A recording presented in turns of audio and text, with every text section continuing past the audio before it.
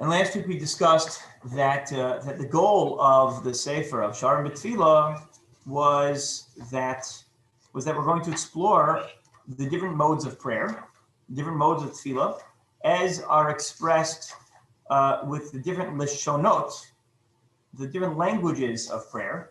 Now, if you have in front of you the book, and what I will do is also open up to the Hebrew page of that, is the Yalkut Shimoni. It's the midrashic text which serves as the basis for his chapters in the book.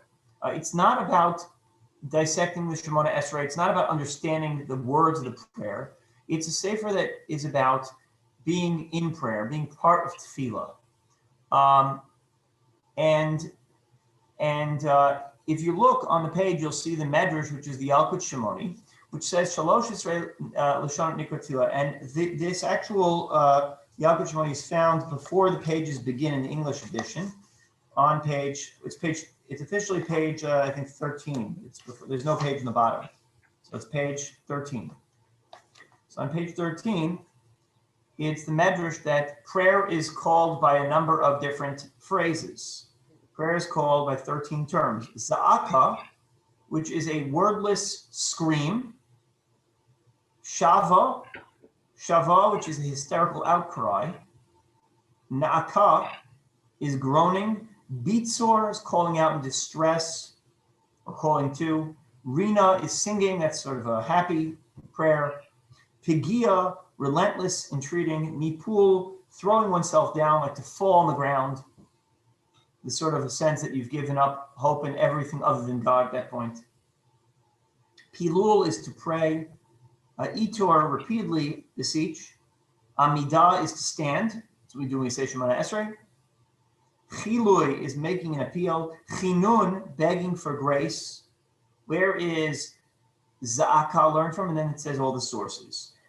Afterwards, it has all the sources in the psukim for each of these modes of prayer. And we mentioned last week is that what the goal of this sefer is to provide us with different modalities of tefillah, that not every time you get up talking to God in the same vein. So we pointed out sometimes a short prayer is required, sometimes a long prayer is required, sometimes it's kel narafon Allah. Sometimes all is needed and required is to say a few words and then to get on with your day.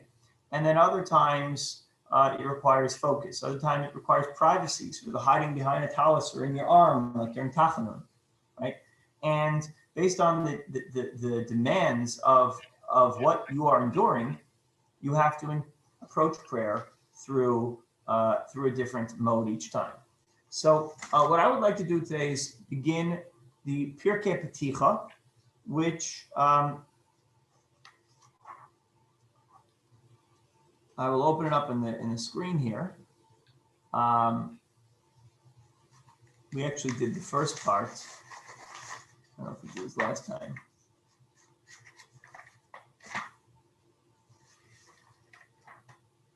Yeah, we're skipping the Hakdama. We're going to Pirkei Peticha, which begins in English on page 14. And we'll read it in Hebrew, and we'll also translate it as we go. Yisod ha'atzlacha va'amra avoda. The source of success and avoda. Huladat shetfilah hi min ha'yisod shakol omed alei. We have to know that tefillah is one of those pillars upon which everything in the world depends upon it. So tefillah is not just something you do, like you do a mitzvah, you separate challah, you light candles, you blow the shofar, and you daven. It's not just another task that you put in your checklist of Jewish things to do, or as they say in Hillel on campus, doing Jewish. It's not like, it is the essence of all of existence. Tefillah is the essence of our engagement in everything, in everything, and everything depends upon it. To borrow the Hasidic language from the Sefer HaTanya, this is the Tanya, and Rav Steinsaltz's edition of the Tanya. To borrow the idea of the Tanya in Shara Yichud V'Emunah, the Baal HaTanya says that if for a single moment God's focus on the world were to be removed, everything would collapse and would cease to exist.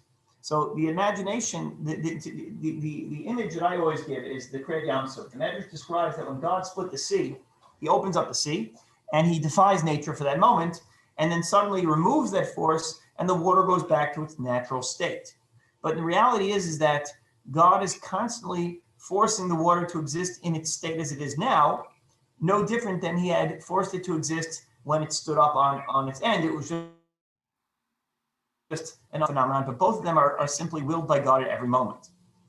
So that says the Baal Tanya that if for a single moment God was to remove his focus on the world, it wouldn't be like we would just die. We would just never exist. Like in memory, in existence, in deed, in accomplishment, it would just disappear. It'd be like some supernatural phenomenon, right? As if this desk upon which my computer screen is sitting, my monitor is sitting, didn't exist. Then all of a sudden, everything would just fall to the ground. But it would never have been built in the first place. There would have been something else here. So the point is that tefillah is the way in which we tap into that source of existence. So I need prayer, not because all of a sudden something changed in my life and I need something. I'm driving on the highway and my tire pops, and now I need tefillah because I need to fix the tire. That's a very childish way to view tefillah, right? A solution to the problem temporarily. Tefillah is the reason why I can continue to exist, to drive, to be in this world, right? All of existence as we know it. And he's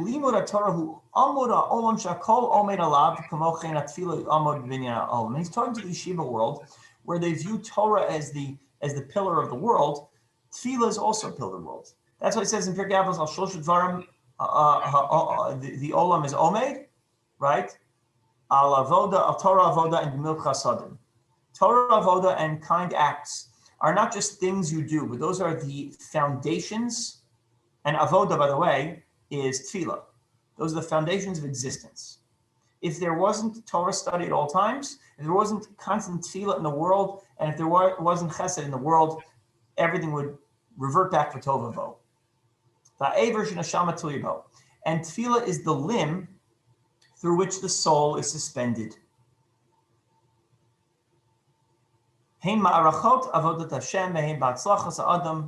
Whether it's the way we serve God, whether it's our success, in every endeavor of our life,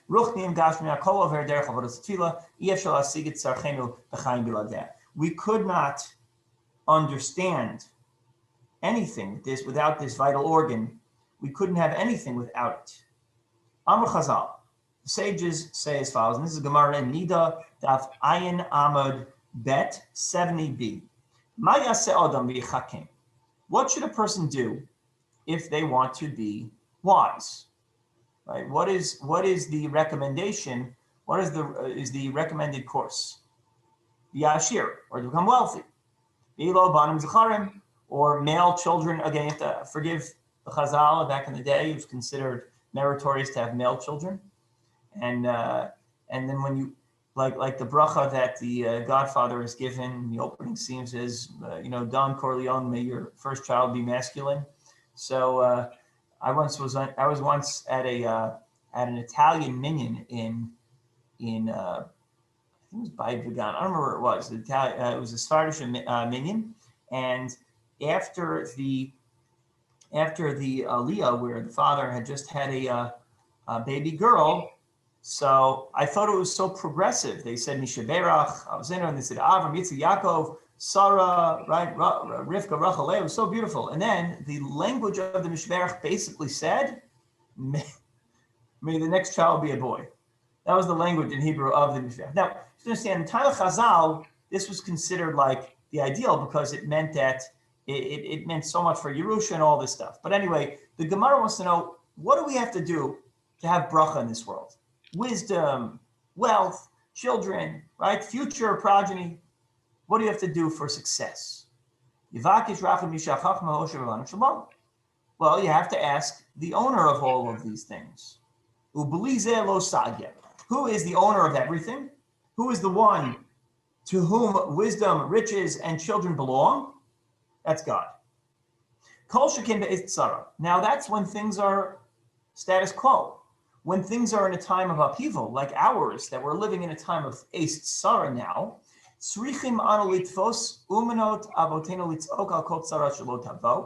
you have to actually cry that difficulty does that sorrow does not, that sorrow and trouble doesn't come into your door.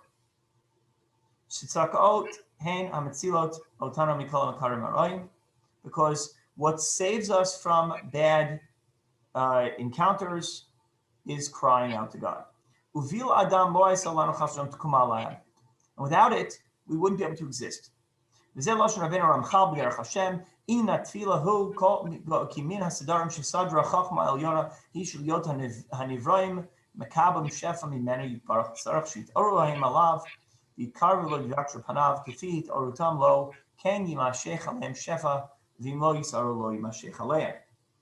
says that our need for tefillah is even greater in times of trouble. In such times, we have to pick up the craft of our forefathers, cry out to Hashem over every trouble that comes our way. These cries are what save us from all unfortunate occurrences. Without them, we could not subsist in the world. And he quotes the Ramchal in Derech Hashem, and he says that tefillah is of the Sedarim Shesidra Chachma Elyona. It is the divine wisdom that was created to receive influence from God.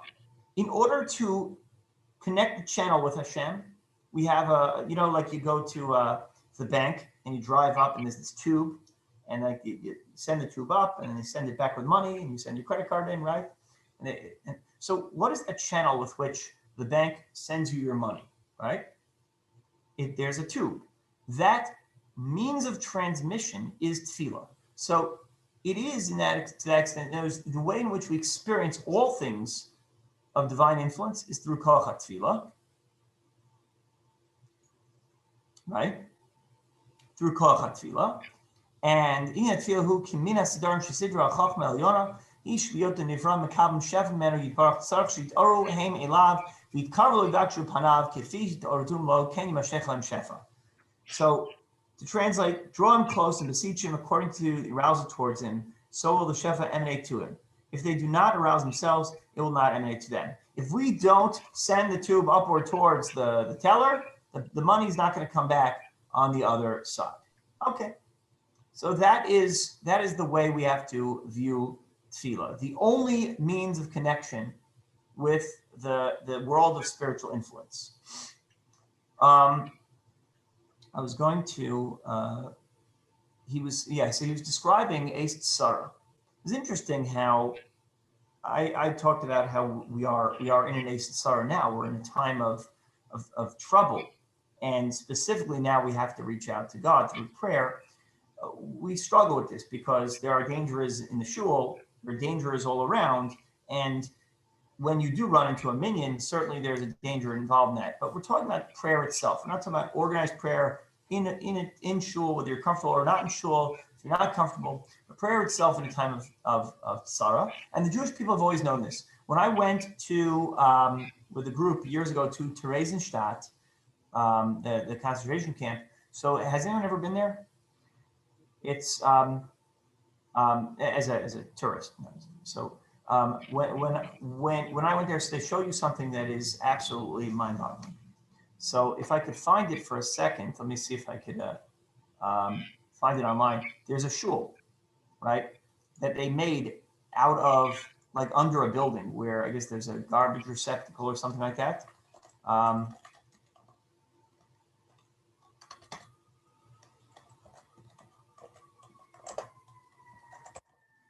Let me see if I can find it. And it's like a secret, basically it's a secret shul underground. And let's see if we could, and it's like, it's hidden, and they didn't have an Aron Kodesh. Let me see if I could share the screen now. Here, have a look at this. So in that shul, you'll see they wrote on the walls, Psukim. Here you have Sechazen and Shuchat Rachamim. They didn't have an Aron Kodesh, didn't have Torah. So they're Psukim. Here, let our eyes see the return to Zion. This is what Jews are thinking about during the Holocaust, right? And then you have the one that really impacted me the most is the Tachanun one. Let me see if I can find it. It's the Chol Zeh.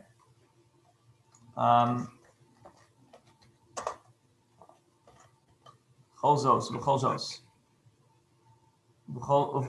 That's over here. In Tachanun, we say B'cholzos. Here, I think it's in this picture. Here, it says on this wall, this picture over here that I made big, U'b'cholzos shimcha lo shachachnu. That's from Tachanun. Throughout this, despite it all, we haven't forgotten your name.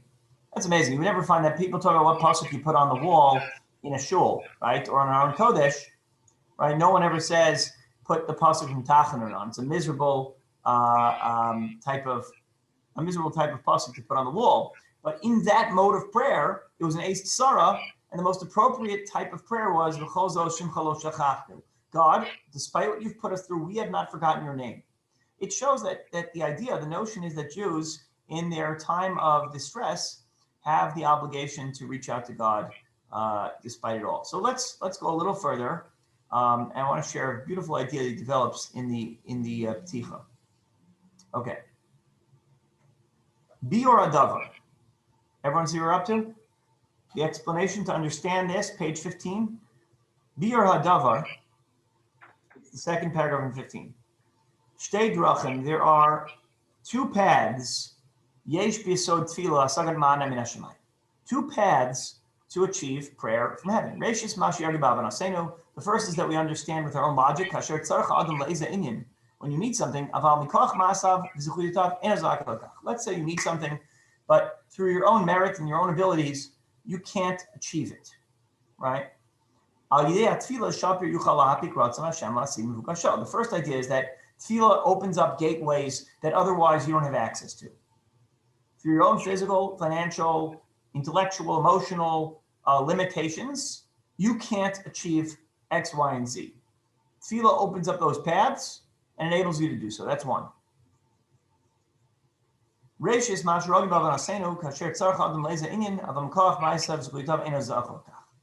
two, tefillah has an additional dimension. And it's something that's written in the writings of the early Torah authorities. Tefillah is the gate and the door to the treasures of heaven. Over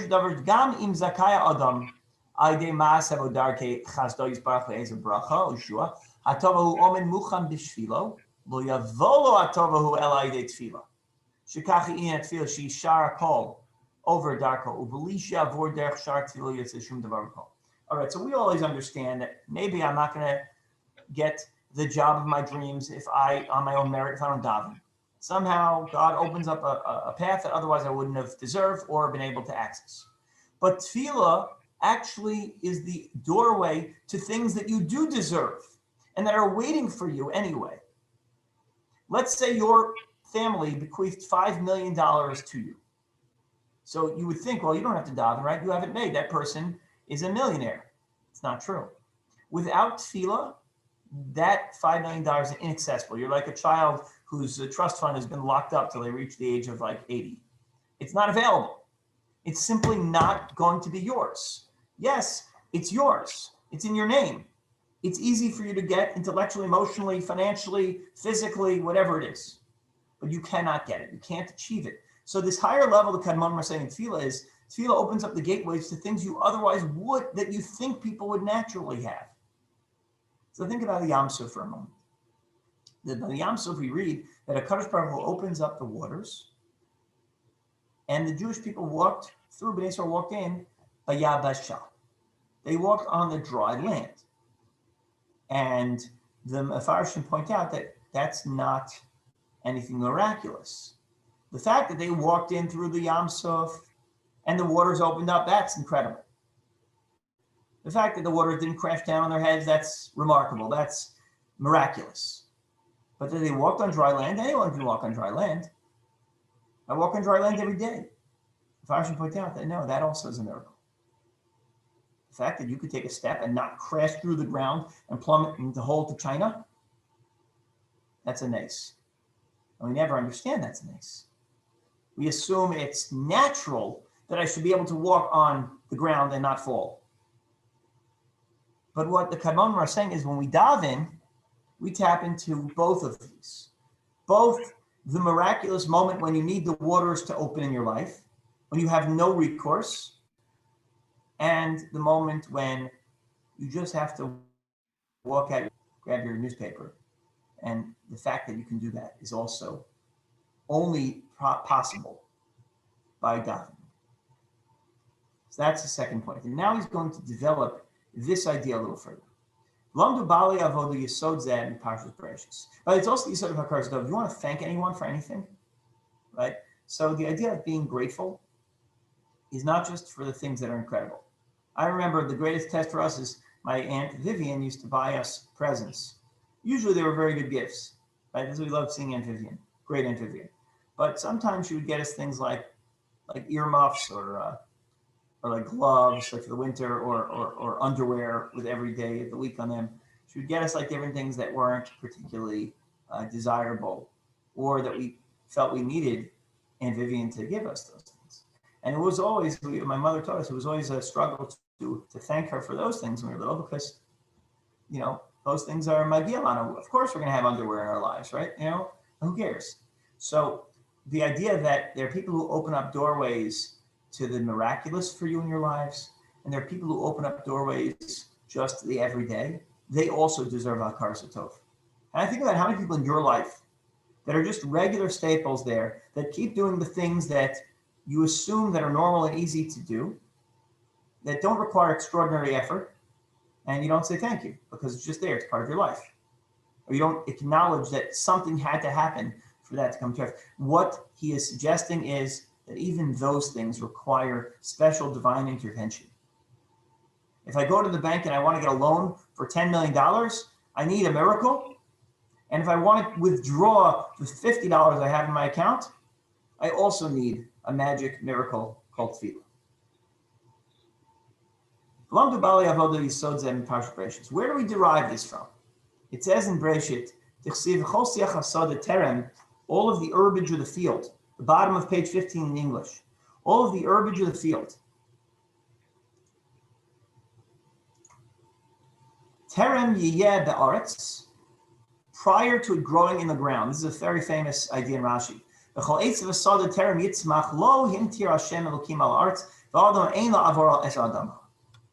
Prior to the grass growing. So we know that grass was created prior to Yom Shishi, right?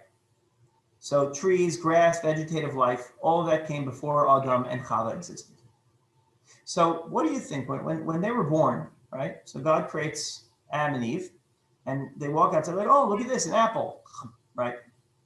Or any other fruit other than the Eitz Hadas. The Eitz Hadas was not an apple, by the way. But let's say they were walking and they found a fruit in the tree, and they ate it. So how did they have the zechus to just take a fruit off the tree? Was it waiting for them, and then they were born into like with a full refrigerator? Like you buy a new house and the refrigerator is already full. Is that what happened? So when man was created on the sixth day, right before it was created, it seems from the pasuk that the grass didn't grow yet. There was nothing. It was a desert. And the third day, when it says, when the ground will bring its asev, lo yatsu, it didn't yet sprout. The grass was sitting there on the border of the earth. It was underneath the ground, ready to sprout. Amdu ad yom hashishi, and it stood there underground until the sixth day of creation, when man was created. Because that's what it says. All right, let me find the pasuk.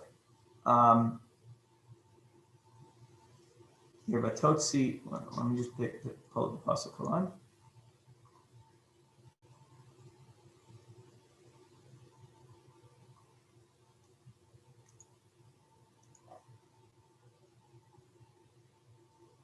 Can everyone see the buried line on the screen or no?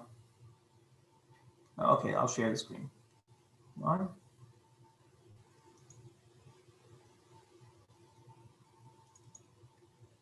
Okay.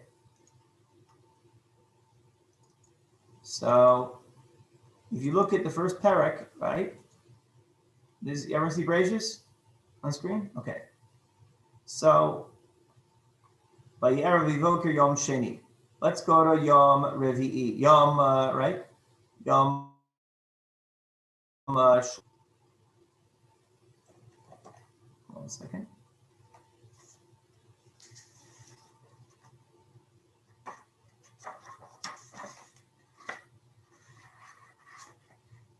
Third day, okay. Here, sorry. Right over here. Vayomer Elokim, Yikavu Amayim Tachas Hamayim. Vatotzi ha'aretz. Here we go. This is the pasuk. And the earth brought forth deshe, which was the grass, Esev Mazria, grass that sprouts, Zera Lamineu ve'etz osepri, and a fruit tree that makes fruit. What are we talking about? He made a tree that makes fruit. Right? Which came first, chicken or the egg? Which came first, the fruit or the tree? The tree came, there was no fruit. Take a look at Rashi on this pasuk. Here's Rashi at the bottom.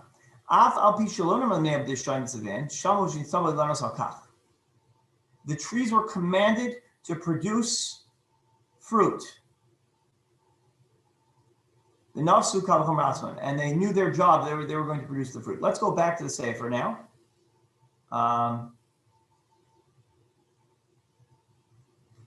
Sorry, I have to find the book we had on screen. Here we go. Okay, so going back to his comment now. So Rashi says that when the world was complete and all the grass was sitting there on the border, it's actually the next one. It's actually Rashi says this on Yom Shishi when Adam and Chava are born. The grass was commanded to sprout, but it didn't yet sprout forth. There was no fruit. It was a tree that was ready. It was osepri, but it didn't make the pri yet. It was about to make the fruit. Uma tam lo hintir, and what was required? Lama, man didn't do something. Kilo hintir, it hadn't rained yet. And in order for grass to grow, in order for trees to sprout, it has to rain. And matam lo hintir, why didn't it rain? Lefisha adam ein la'avodas adama in makir toshim shemshon. It's not going to rain if no one needs the rain. And if no one's working the land, no one recognizes the need for rain. When man arrives on the soil and realizes, wait a minute, we need rain so that the trees can grow, he prays for them. He davens, and then it grows. That's the Gemara in Chulin. We learn from here that God desires prayer. He did not send us into a home with a packed refrigerator. He sent us into an empty world. Like when the founding of the Medina, when we entered the land and it was basically an empty desert. And there was nothing growing. And there were no, hydroponic plants here, and there were no natural water miracles that the modern state of Israel is able to do. It was empty. It was a desert land. Everyone knows it. And the moment we pulled out of Gush Katif, it turned into a desert land again. Because when it comes specifically to Eretz Yisrael, but not limited to, Kadosh Baruch Hu needs you to open up the tube, open up the channels, tefillah. Hashem created all the fruit in the world, but it was under the surface of the earth. And he needed you, in order to have what's naturally yours, you needed tefillah, says the Gemara. Before Kam Yesod, Kol HaMetziot. What's understood now is the foundation of all of existence. She'ein nitin davar b'lo tefillah. You don't get anything without prayer. And if you have it and you didn't pray for it, then someone prayed for it.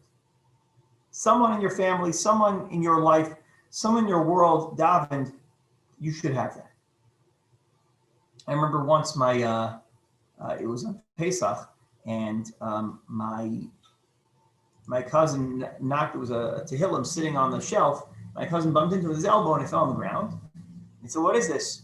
And I said, "It's my father's Tehillim." He said, "No, what is this?" So we opened it up, and it was like there were like notes of the Tehillim, and the pages were like crispy because it got wet from.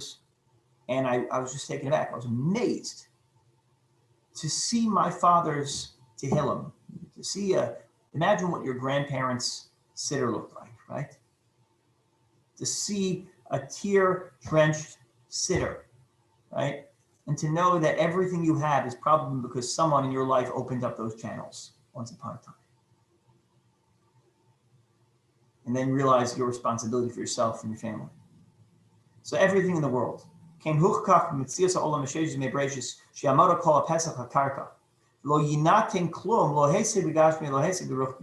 Not physical, not spiritual. So until Adam opened up the earth with his prayer. If you don't pass through the gate of prayer,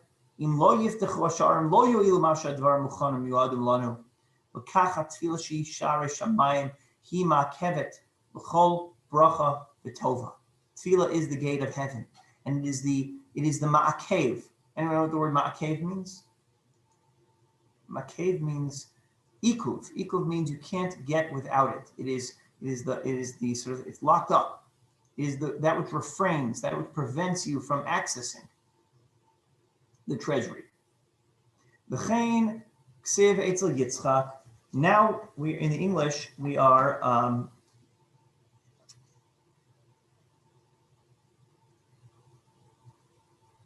we're by the bottom line of page 16. Shira, I can't hear you. We are here. I'm on mute. Oh, okay. We're on the last line on 16. Right. Okay. All right. No, I saw you had an expression, but I didn't know what you said.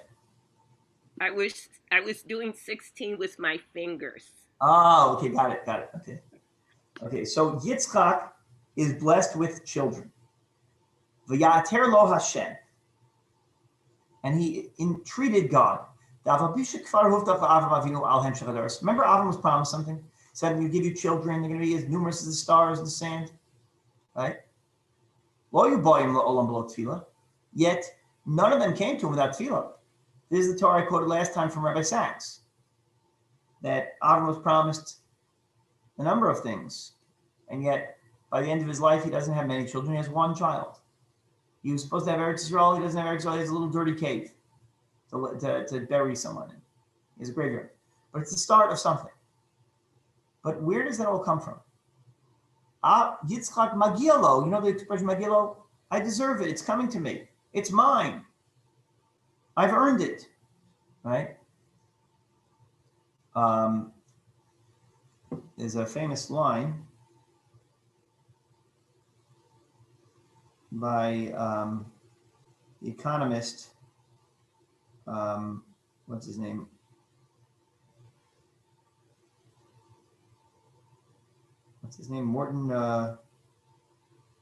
Milton Friedman is his name? His name is Friedman. Milton Friedman, right. There's a famous video of Milton Friedman. Someone is saying, but I deserve this and this and this. Talking about, what rights you have versus there's a place to discuss human rights and natural rights and all that stuff, and what we have to make available is Bali Chesed for sure. But his response was, don't start on what you deserve. Thank God none of us get what we deserve. It's a fantastic line. So to a certain extent, to turn to God and say, I deserve many descendants. Because Hashem promised to Abraham that Yitzchak and Yaakov would bring hundreds of thousands, millions of descendants. Hemshech Doros. So Yitzchak could have rested on his laurels And he could have said, don't worry about it. I don't have to daven. And what happens? In fact, this child who grew up in the house of Avram doesn't really have to go on a shidduch date ever. By the way, most men in the shidduch world, when they're young, don't do much work to prepare for dates anyway. They simply just, we leave Seder, maybe we shave, maybe we don't. And we kind of, we walk into the date. And meanwhile, I was informed by my wife that that's not true by most of her friends. They had many more hours of preparation in advance of a date. So anyway, Yitzchak doesn't do much preparation to get ready for a shidduch. Right? He's sitting there, sitting in the field. And then Eliezer, who nearly lost his life negotiating with this family of charlatans, to be able to bring Rivka home. And Rivka comes back on a camel, right? Nearly falls off. She's like awestruck when she sees a descendant of Abraham. And meanwhile, Yitzchak is just like, what is he doing? He's checking his Facebook page. He's in the field. So Rashi says, Lasuach basadeh. He's talking in the field. He's speaking to God. How does everything open up for Yitzchak? With all the promises, the lofty commitments from God, none of that can come to fruition. The grass will not leave the ground until he prays.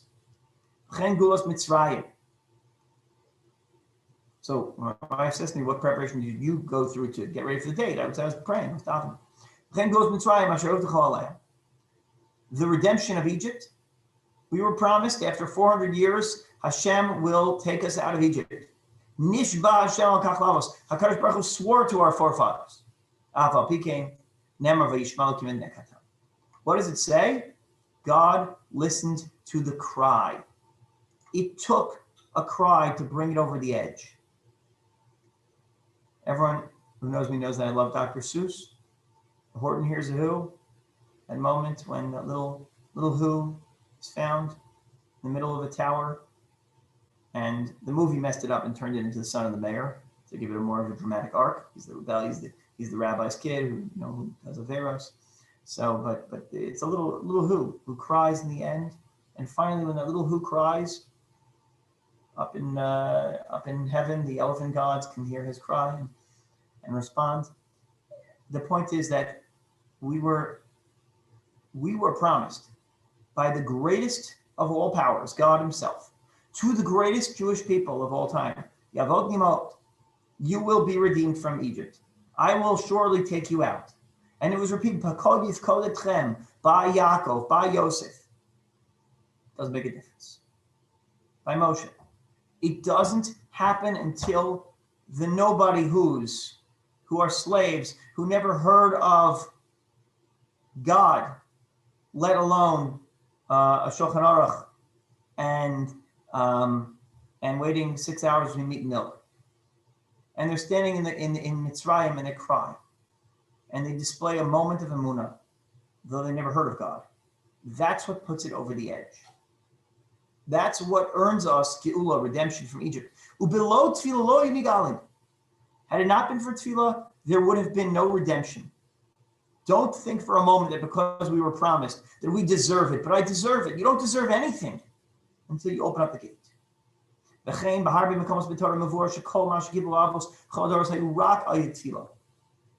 only through tefillah.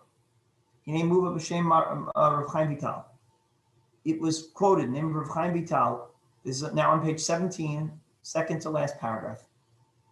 That in the generations of the first Rishonim, where in that generation, the first thing they would do would focus on their Torah. That was their main element. And the way in which they worshiped God was through Torah. But nowadays, the Mashiach, in the time of the heels of the Messiah, the footsteps of the Mashiach, when we're almost there, when we have to wait a little longer, and we know we're almost there, Ikar ha'avoda he, you have to wait for the Bills to win a Super Bowl. Ikar ha'avoda he hatfila.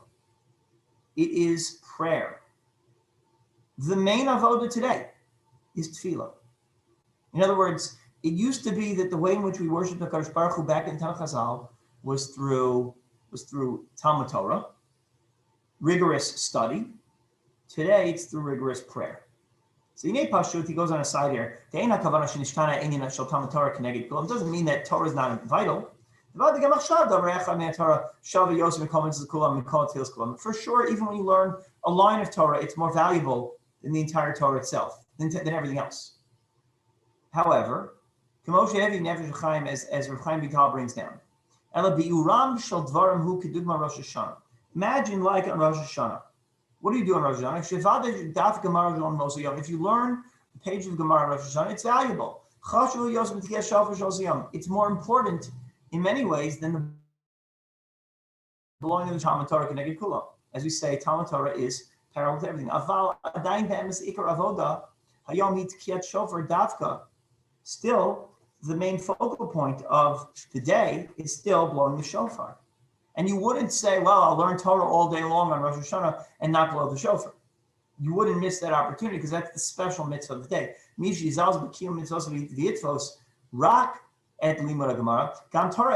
you missed shofar, you wouldn't even have anything.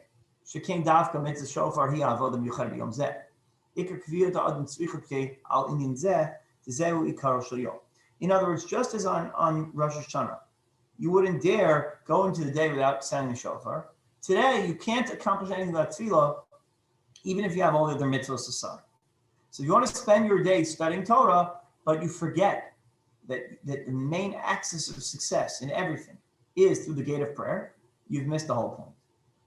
Even though there are more valuable mitzvahs, even though you have to be a man, to be honest in your business, you have to show kibbut ava'im, you have to treat your spouse correctly, you have to be mechanech children in Torah, you do all these things, but none of it will flower without the main gateway of prayer. Even though Torah is very vital, and everything else is secondary. A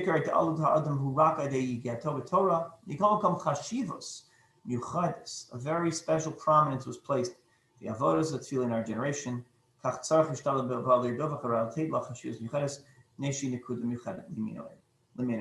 is the most important nekuda for our days. Our generation's challenge today, he says, is to open up everything through prayer. We're going to spend next 3 or 5 minutes finishing up this first section in the introduction. To understand what is the special connection between prayer and the generation we're in, which is the end of the line before the Mashiach arrives, specifically now through prayer, of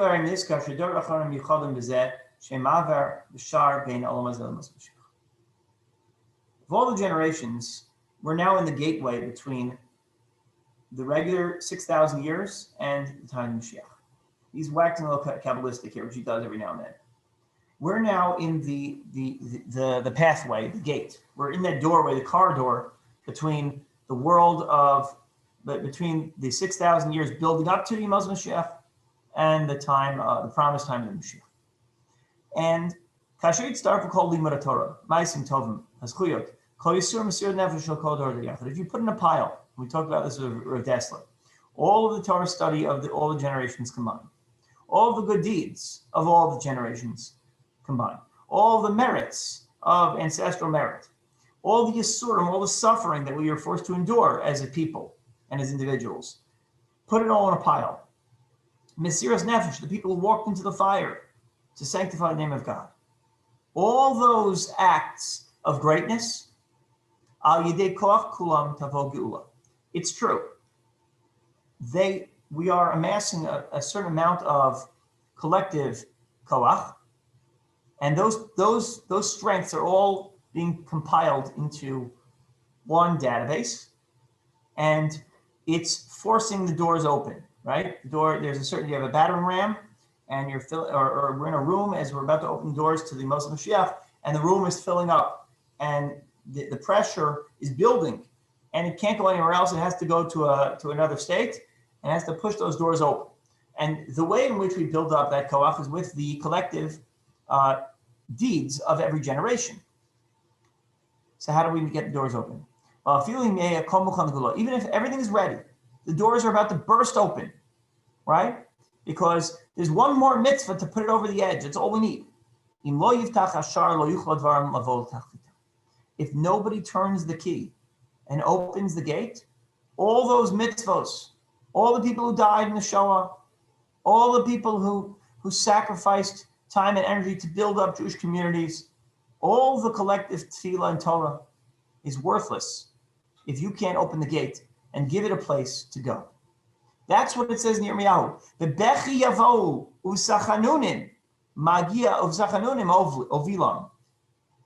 With crying they will come, and through begging for grace I will lead them. Darshu Chazal, the rabbis darshaned this to refer to, it's a medrash. What does it mean? She'ein hagaliyot chozer el yedei tefillah. The end of the exile does not arrive unless you pray. Shesof sof kol davar magia rak el yedei tefillah.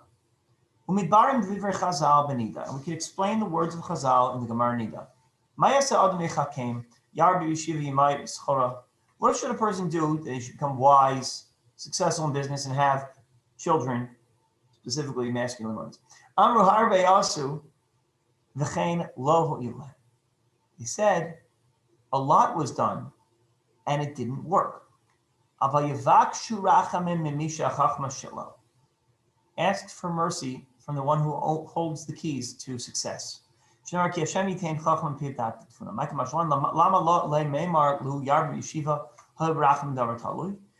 should you sit and dwell if mercy is going to, if everything depends on God's divine mercy? Because without that effort, it won't work. What should you do that you should become rich?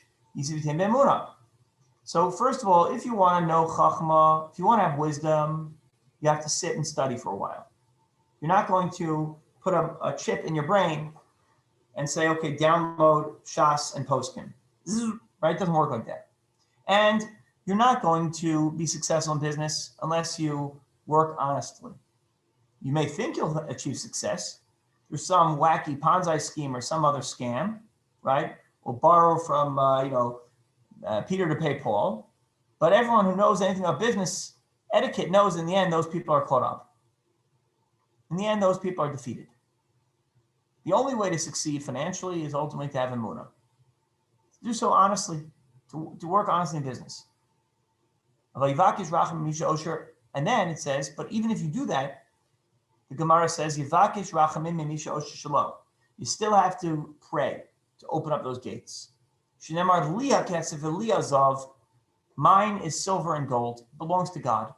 That if you don't do that, you're not going to get it. Also, there are certain advice, but in the end of the day, the best actions, you need tefillah. Right? The three greatest gifts in the world: wisdom, wealth, and children. There is a way in sanctity to achieve. Each one has its own way to do it. The Gemara tells us that there's a way to achieve wisdom. Sit and learn. Schwitz, work hard. There's a way to achieve business success. Emunah, faith. There's a way to have children, right? All of these are true.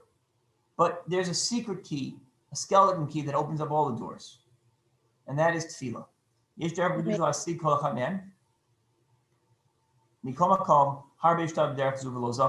People work very hard and they're not successful.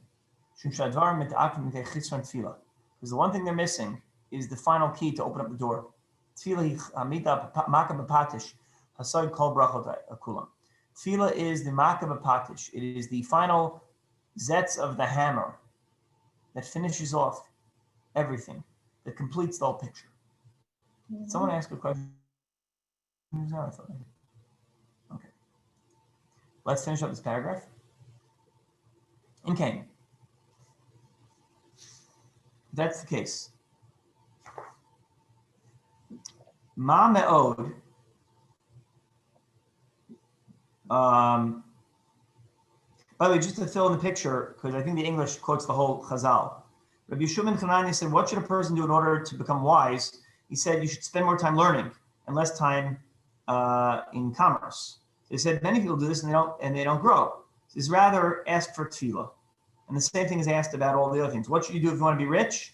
He said, you should do business faithfully. They said many people do this and they don't get rich. He says, okay, rather you should pray to God. They said, what should a person do to have children? Right? Anyway, the Gemara talks about each of these things. Male children. That was, I don't remember which Gemara, he puts in notes here, which means it's probably something that he doesn't want to put in the Sefer. I have a few ideas in the Gemara what the Gemara says, but it's not important. Certain recommendations for male children. But the point is that all of these things that are done are nothing. In the end of the day, they're not always successful, but prayer is always successful. Let's finish with the last paragraph. How do you study prayer? To work hard and to be complete in its paths. Which is the final blow of the hammer. All the work you put in, right? If you don't sign, you work very hard in the whole semester, you do your projects, your lab work, you study for the test, right? You sweat through all of that. You fill out the exam, you sharpen your number 2 pencil, you arrive at the test, you take the exam, and then you forget to sign your name on top. That's what tefillah is. It's the necessary part for you to pass through with all the effort. To merit all of the gifts, physical and spiritual. This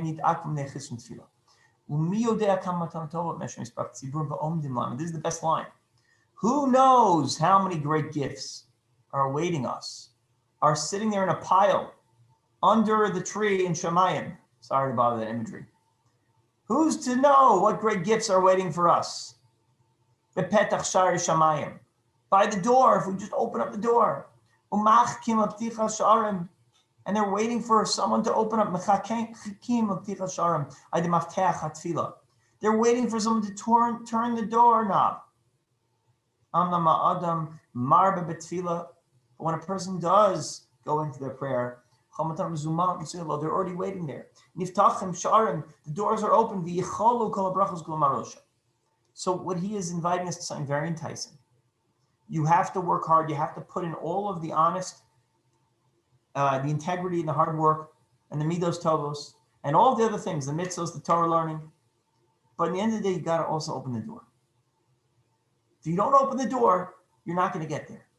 Tefillah is opening the door to find that which is already waiting for us on the other side. So let's talk about what that is as we continue next week. And next week we'll continue the introduction. We stopped at the bottom of page 20, and we will continue on page 21 in English next week, and in here, page Yud Aleph. All right.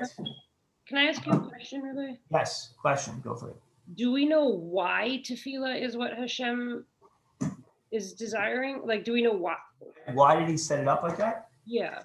So I assume he's going to explore that a little bit. I have ideas from other sort of Sifrei Machshava that I've seen why tefillah plays such a prominent role. But we do know that Kadosh Baruch Hu mit'abel tefillat shel tzadikim. He wants to hear from us. And the best way I could understand it with my own simple mind is that if your if your children want something and you make them ask nicely, right?